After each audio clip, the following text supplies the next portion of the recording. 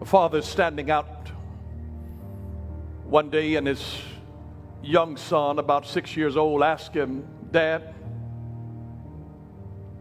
what is the size of God?" They're standing outside, and kids can ask some of the darndest questions. What is the size of God? How, as a father, do you answer that? While he's trying to figure out how to respond to his son,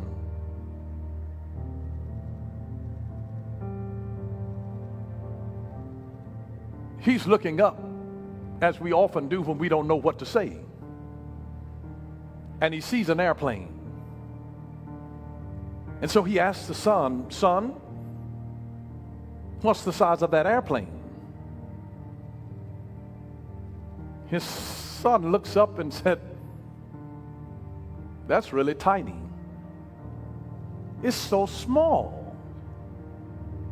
It's really tiny." And then he gets his young son in the car, and they drive to the airport. And they get out, and as they're approaching, they can see from the side a giant aircraft.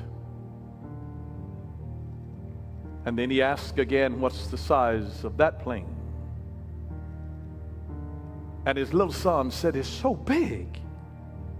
It's so big." And the father explains to him that when you get closer to it,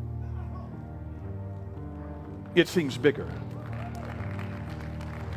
And so he says, the closer that you are to God, the bigger and the greater that God seems to you. The farther that you are away from him, the smaller that he seems, and you begin to doubt what all he can do.